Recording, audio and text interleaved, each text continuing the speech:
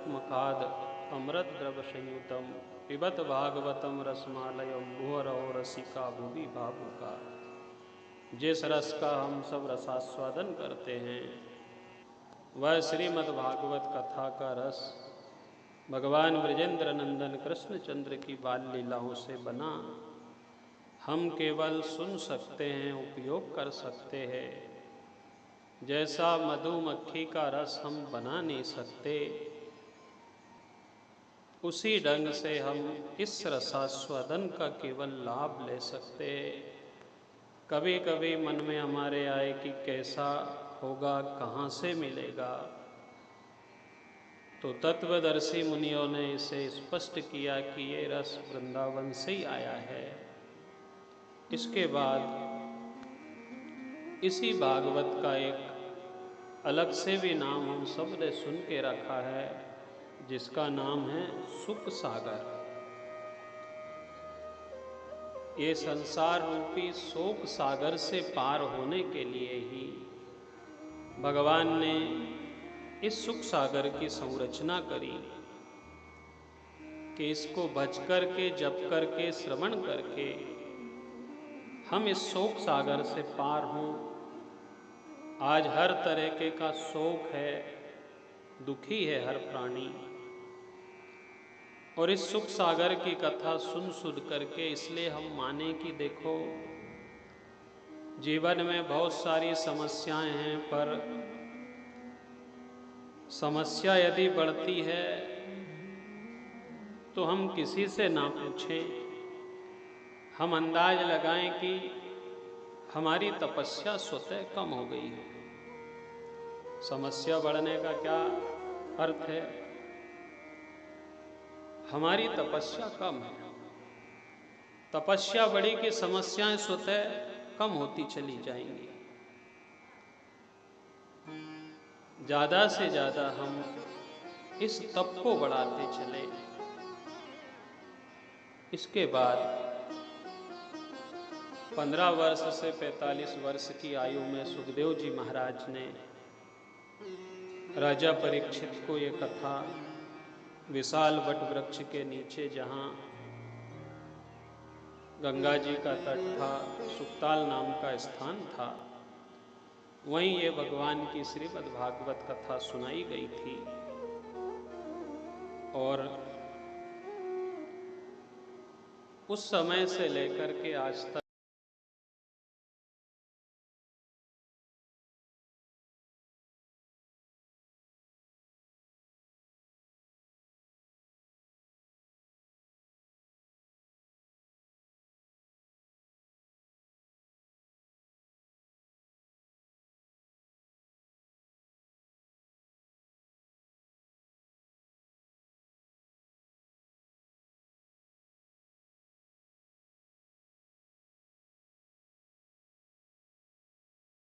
पर प्रेम की कमी है।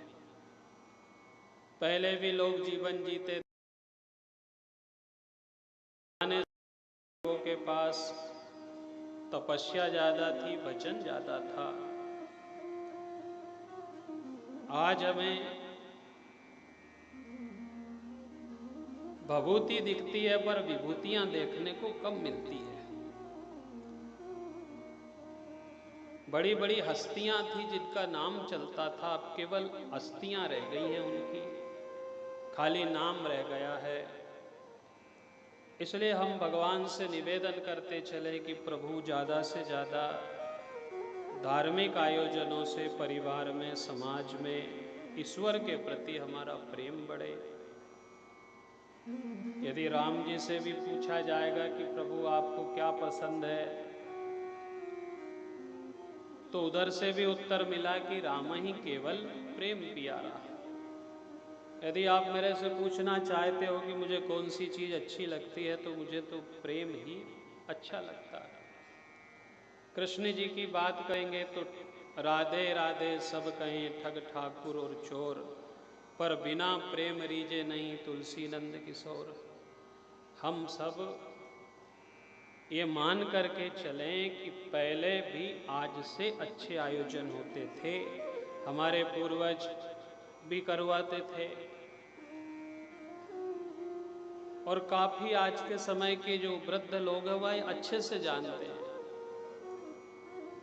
पर पहले में और अब में क्या अंतर आया कथाओं में, धार्मिक आयोजनों में, समाज में, परिवार में, कि पैसा अधिक और प्रेम कम हो गया।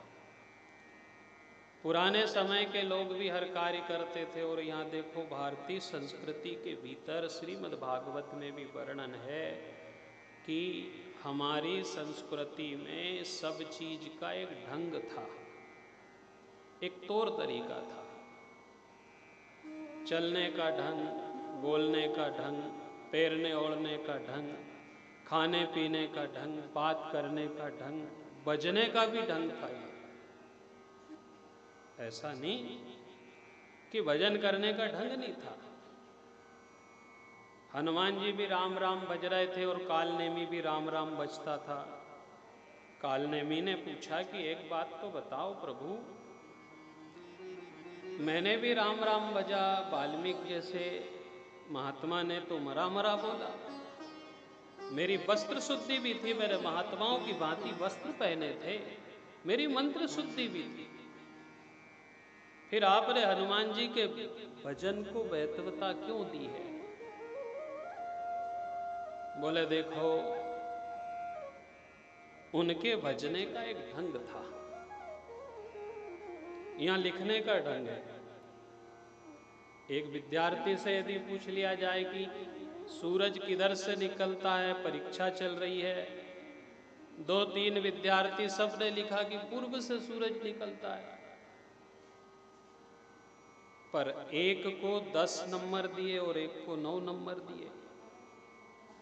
तो उसने जाकर के पूछा कि गुरुजी एक बात तो बताओ आपकी, मैंने भी तो वही लिखा है जो इसने लिखा है कि पूरब से ही उगा है। पर बोले भैया, इसके लिखने का ढंग अच्छा है, इसकी लिखावट अच्छी है, इसकी राइटिंग अच्छी है। एक अंक काय का बड़ा लिखने के ढंग का। यहां लिखने का ढंग है, यहां बोलने का ढंग है, यहां भजने का ढंग है। हर व्यक्ति राम राम बजता है, वाल्मीकि ने मरा मरा भजा। पर कई जगह हम देखते हैं कि कई लोगों को जल्दी इसका लाभ मिलता है, क्योंकि इसका कारण रहा कि हमारे समाज के लोग एक समय तक अपना ढंग से जीवन जिया करे, पर जब से समय बदला, लोग बदले, अधिकांशतः लोग ढंग को छोड़कर के ढोंग पे आ गए, आडंबर पे आ गए। पैरने ओढ़ने का ढंग खत्म हुआ, बोलने चालने का ढंग खत्म हुआ, भजने का ढंग खत्म हुआ। और जितनी जितनी जगह भी हम देखते हैं कि जहां जहां से हमारे भजने का, जीवन जीने का, कथा सुनने का, धार्मिक कृत्य करने का ढंग बदला है, और जब से हम ढोंग पे आए हैं तब से मान करके चले कि हमारे सारी परिस्थिति में अंतर आया, जीवन शैली बदल गई, प्रेम कम हो गया, खींचातानी बढ़ गई। और भगवान श्री कृष्ण चंद्र जी ने 125 वर्ष का अवतार केवल इन्हीं कारणों से लिया था कि समाज के लोग मेरे पीछे पीछे जीवन जीने का ढंग सीख जाए, भजने की कला सीख जाए। और उन्होंने कहा कि ये सब अच्छे बड़े बड़े ऋषि महात्मा थे, संत थे, भजनानंदी लोग थे। जो गोपांगनाएं बनी थी वह कोई साधारण लोग नहीं थे, पर फिर भी उन्होंने एक ही बात रखी कि प्रभु, हम आपकी लीला सुन करके, हम आपकी कथा सुन करके, हम आपके पीछे चल चल करके हम हमारे जीवन को जीने का ढंग सीख जाए। और हम आपसे कुछ नहीं चाहते, केवल क्या निवेदन है कि आप हमें क्या करो,